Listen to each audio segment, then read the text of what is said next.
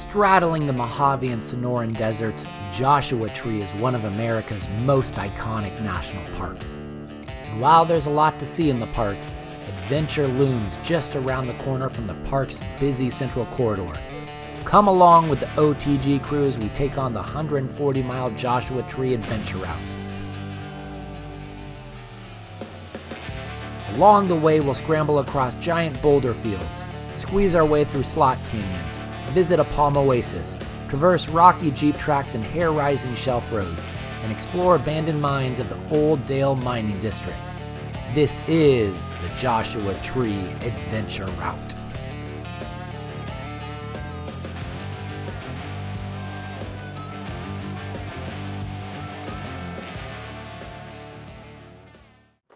One big group. Yeah.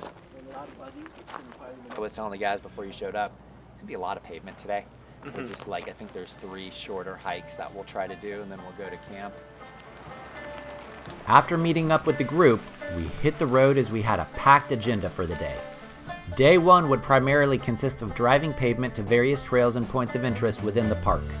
We'd hit the dirt in days 2 and 3 exploring the Joshua Tree Adventure Route. But for today, we'd hike the Hidden Valley Trail, make the drive up to Keys Viewpoint, hike to Barker Dam, and then finish things off exploring the Hall of Horrors Slot Canyon before heading to camp at Sheep Pass.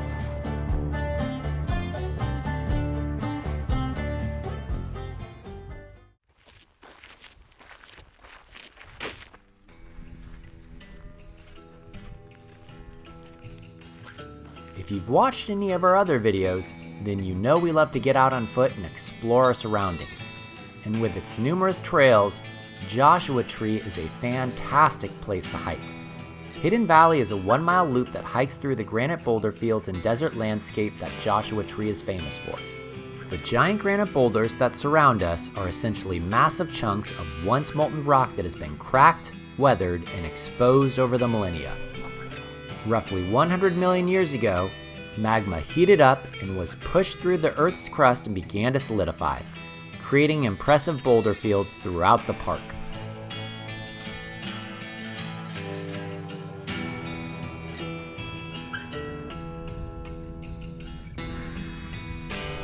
Alright guys, we did the Hidden Valley Loop. That was a fun little hike, a little bit busy as you guys saw. And now we're on our way up to Keys View. It's supposed to be one of the best viewpoints in the park, at least that you can drive to. I know there's some other fantastic ones that require a bit of hiking, but this is where we're off to next. I'm excited to see what it looks like.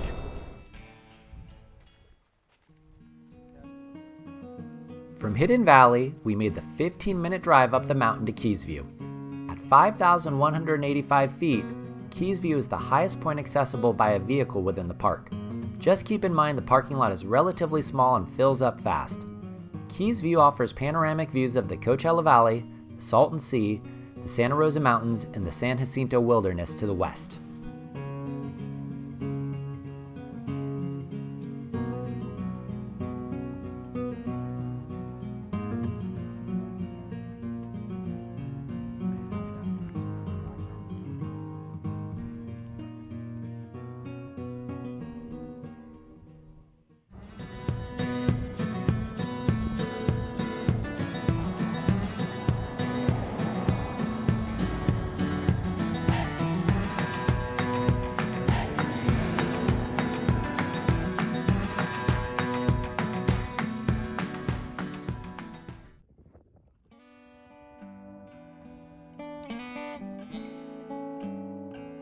In the heart of Joshua Tree National Park lies Barker Dam, a testament to the desert's most precious resource, water. Built in 1900 by ranchers including C.O. Barker, it captured this lifeblood for their cattle. But the story goes back much further. For thousands of years, Native Americans like the Serrano, Chemehuevi, and Cahuilla peoples thrived here. Their culture is deeply connected to the desert springs and the rare rain. Water wasn't just for survival, it also held spiritual significance. Barker Dam stands today as a reminder of both ranching history and the enduring reverence for water in this arid land. The dam can be reached via a relatively easy 1-mile loop trail.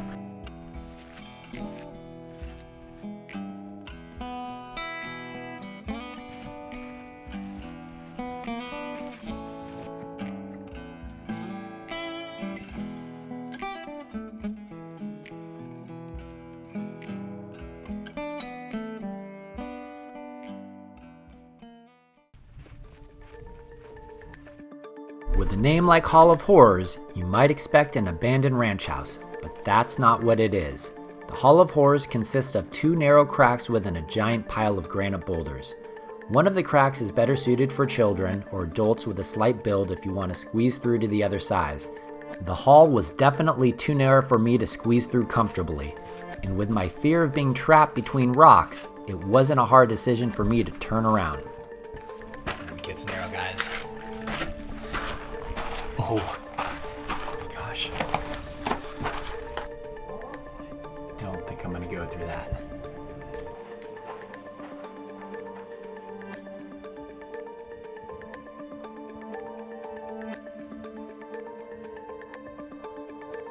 We're in one of the halls of horrors right now. It gets pretty narrow back there. One of the kids, I'm guessing she was 11 or whatever, was able to make it through.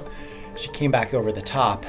I was able to kind of get up there. I couldn't bring the camera with me just because I needed all four of my limbs to scramble up there, but yeah, it's pretty cool. Lots of cool stuff. You can kind of get up in and around here. So these 2 halls of horrors, they're right next to each other.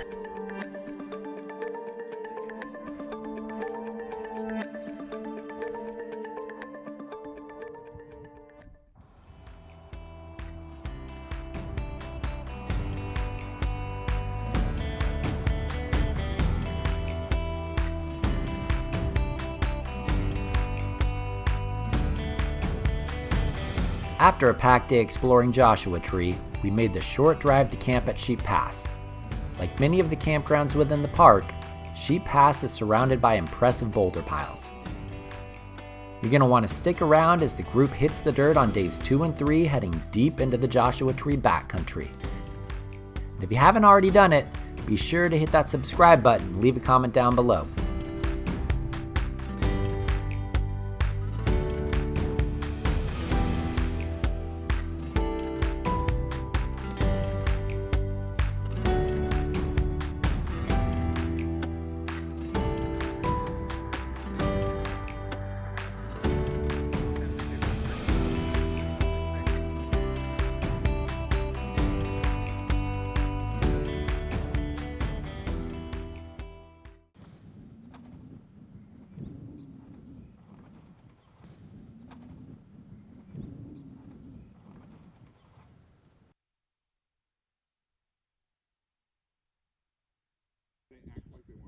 So last night, Shasta's food bowl was missing from camp, and we assumed a wild animal, most likely a coyote, took it. And then Pete found it this morning behind his truck about 15 yards from where I had set it up, and no food left. And there's a bunch of coyote scat over here. Nothing fresh, but you can tell that they come down here regularly. And then this morning, one started to come into camp, and Shasta almost chased after it.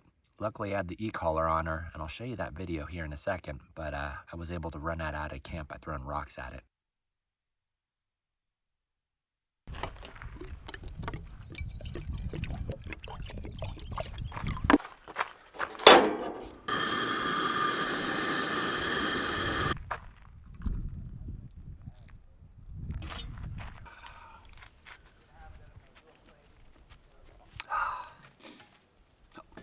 Who it is.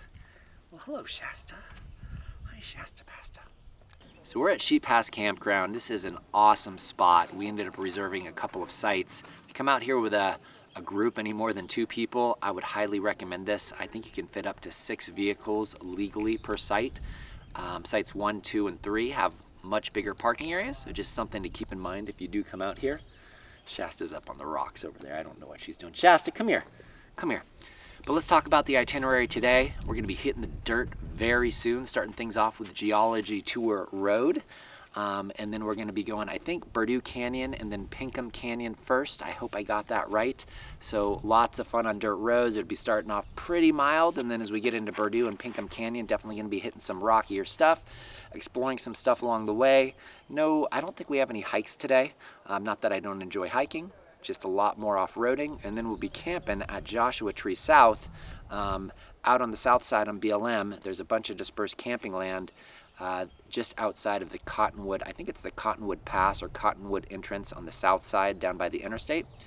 So that's what we're doing today. Should be a lot of fun. Let's get into it.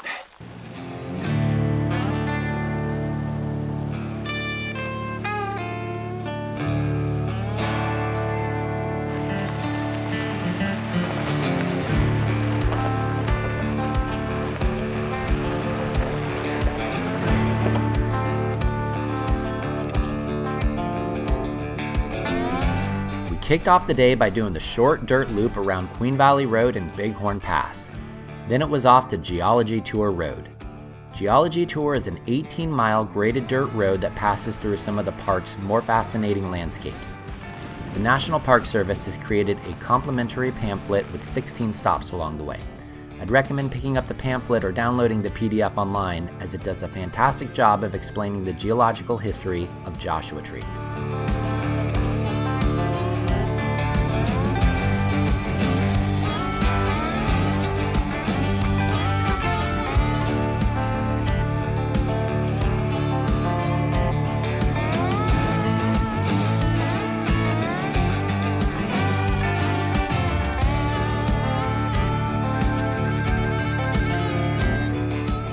So we did our fun little warm-up loop on Desert Queen Mine Road, and now we are turning on Geology Tour Road.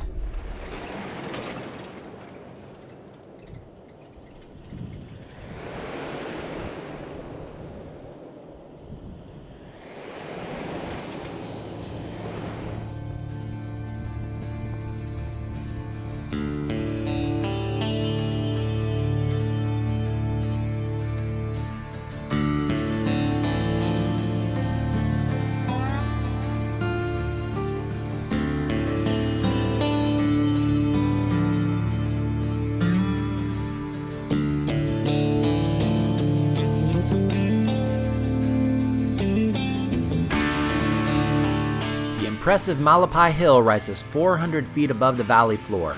The hill is composed of black basalt, which rose to the surface as molten magma and is believed to be 2 to 3 million years old. The surrounding Monza granite, also a product of volcanism, happens to be significantly older than Malapai Hill and is estimated to be over 85 million years old.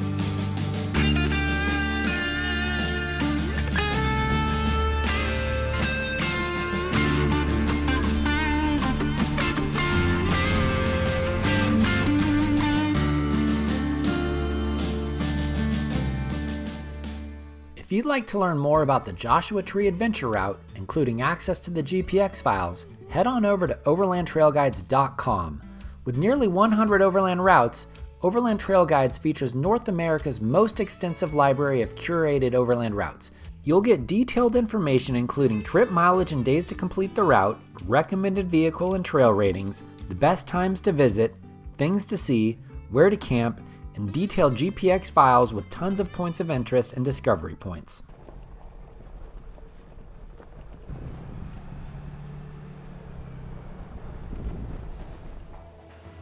Berdoo Canyon is one of the rockier trails within the park, but a stock four-wheel drive vehicle should be able to manage it with ease as long as you take it slow through some of the rockier sections.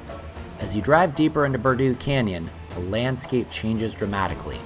Long gone are the giant boulder piles of Joshua trees. The rugged canyon walls rise dramatically as you descend towards the Coachella Valley below.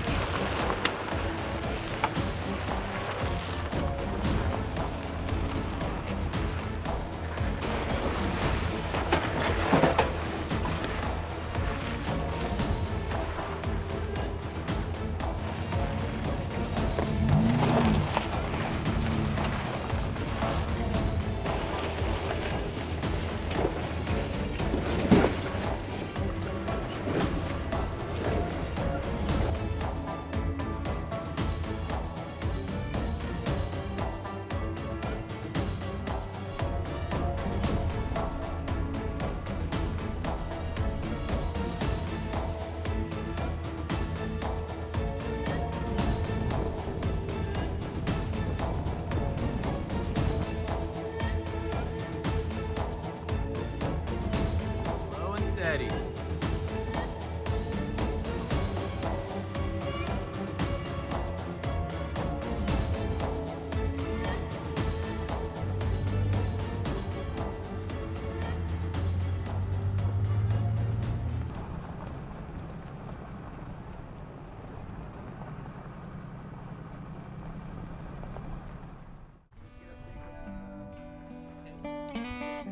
Perched high above the wash that runs through Berdoo Canyon sits Berdoo Camp.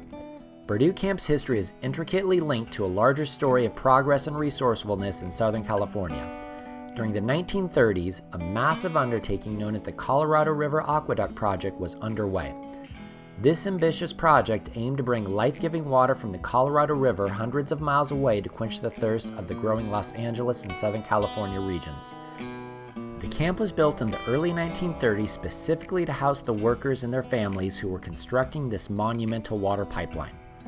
Once the crucial section near Berdoo Canyon was completed in 1937, the camp's purpose vanished. Workers moved on, and Berdoo was abandoned, leaving behind a collection of concrete shells and foundations that you see today.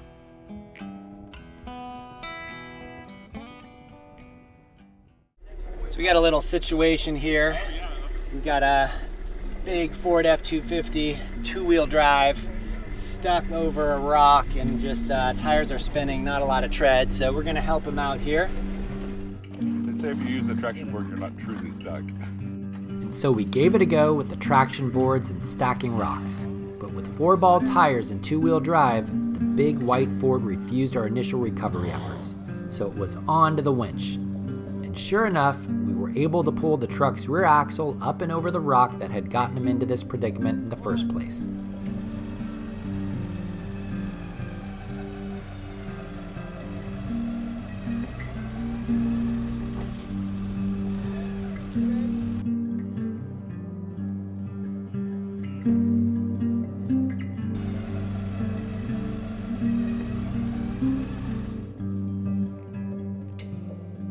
We got Jude unstuck in his two-wheel drive Ford F-250 with bald tires, so he's gonna follow me down the mountain just to make sure that he picks the right line. But we're gonna be on our way, so always fun to help somebody out, spread good trail karma. Let's get going.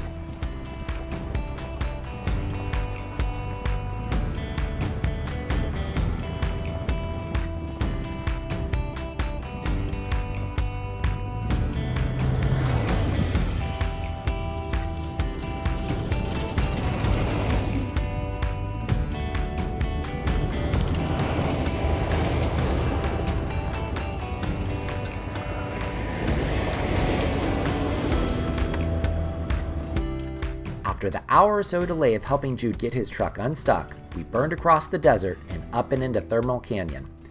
With the sun creeping ever lower on the horizon, we kicked things into overdrive, hoping to make it to our camp at Joshua Tree South before sunset. And as luck would have it, we arrived at camp just as the sun was setting over the mountains.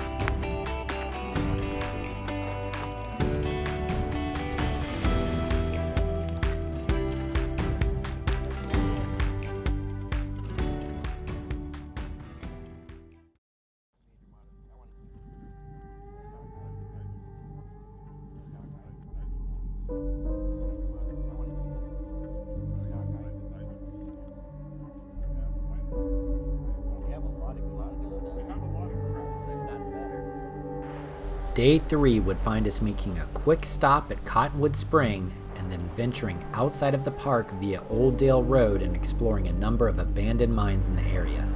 The terrain would become increasingly more rugged, and our vehicles would spend a considerable amount of the day in 4 low.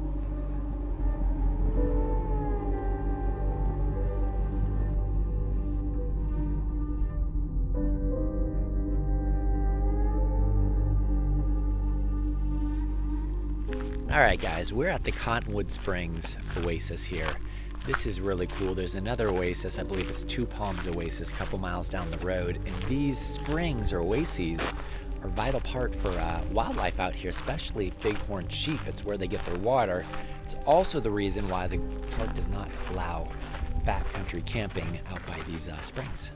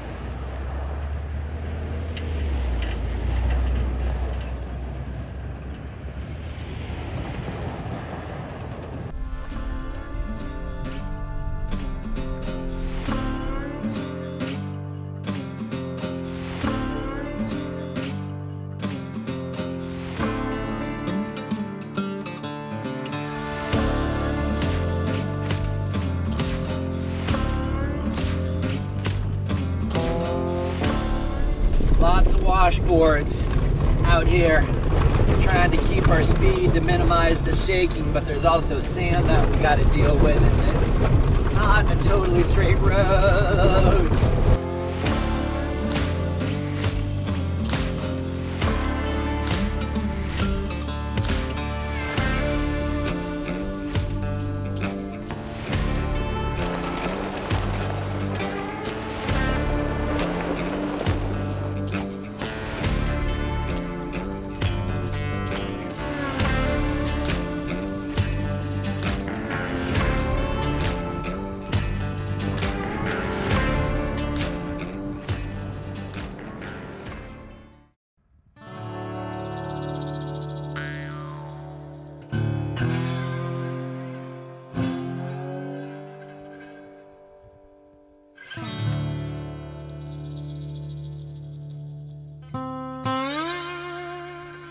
The Mission Gold Mine still retains its impressive steel headframe and is the perfect way to begin your abandoned mine explorations along Old Dale Road. Part of the greater Old Dale Mining District, the Mission Mine began operations in 1883 and once featured a 20-ton ball mill. By 1930, the mine reached a depth of nearly 600 feet. It's estimated the mine produced over 280,000 ounces of gold in its workable lifetime.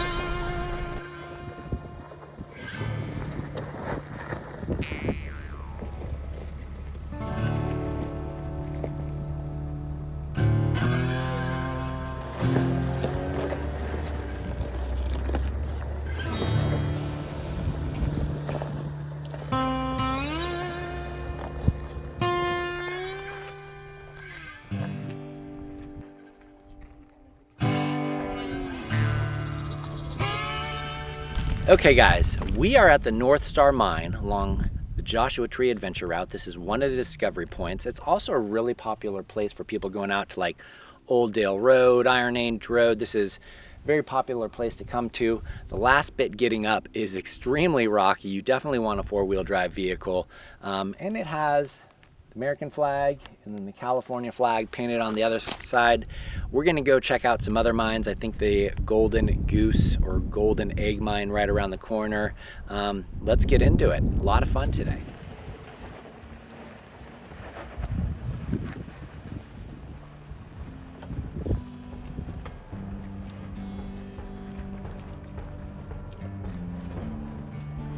Looking at the steep and rocky track that led to the Golden Egg mine, we decided to leave the full-size rigs back at the North Star mine and make the short walk over.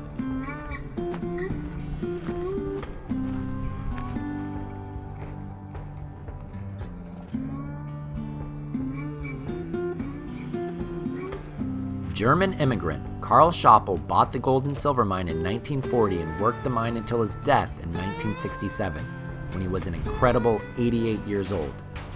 The remnants of his cabin and many of the surrounding structures were built by Karl and are a testament to the hardy souls that toiled away in the desert in the hope of striking it rich.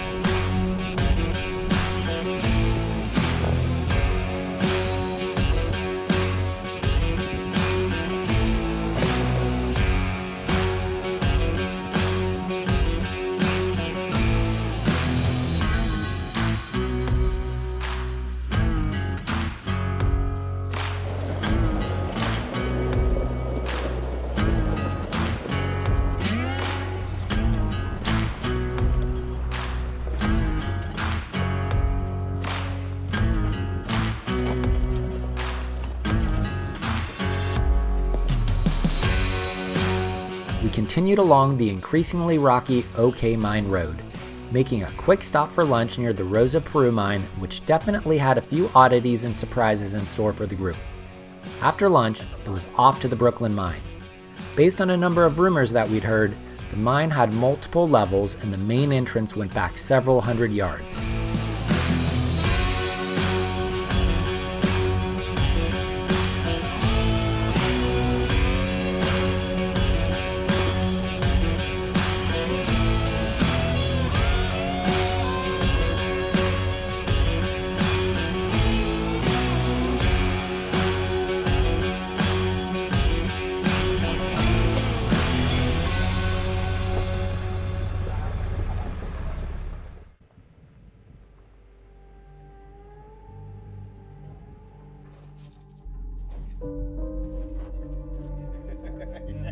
Mining operations began in the late 1800s, and in 1899, the mine was sold to the Brooklyn Mining Company.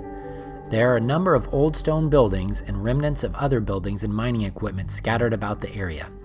Our mission was to locate the entrance to the mine shaft, as some in the group wanted to explore the old mine. There's at least one shaft that drops down to another level, making the Brooklyn mine a bit more precarious than most of the other mines in the area. If you do get the chance to explore the mine, be sure to use extreme caution. They say the mine, just keep going up here. So Pete and I are heading the right direction. Shasta will keep going.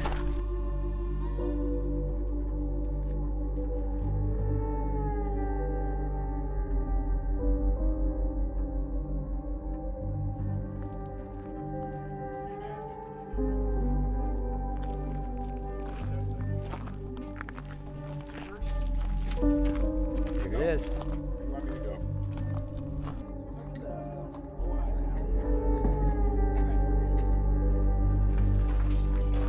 We're going out. Come on, Shasta.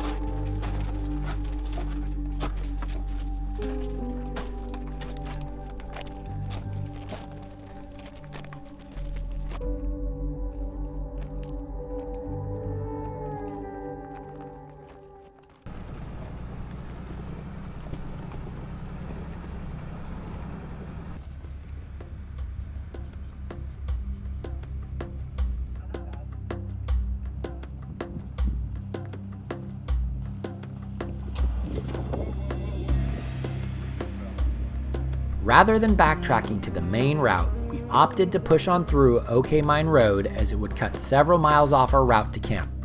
What we failed to recognize at the time is that OK Mine Road is an incredibly rocky and slow-going Jeep track that would require us to navigate the trail in 4-low for the next several hours. The track wasn't technical, but it definitely started to take a toll on our patience as the day wore on.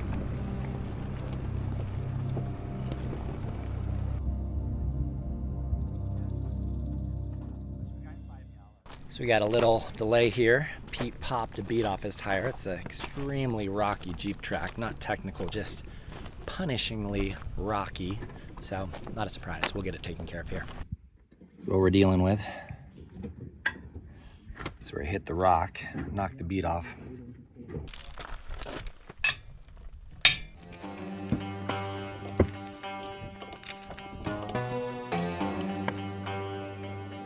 So the group went to work, and in about 10 minutes time, we had Pete's spare tire back on his truck and ready to hit the trail. Except this time we'd be taking it extra slow given that Pete was without a spare, and we still had several miles of OK Mine Road left to navigate.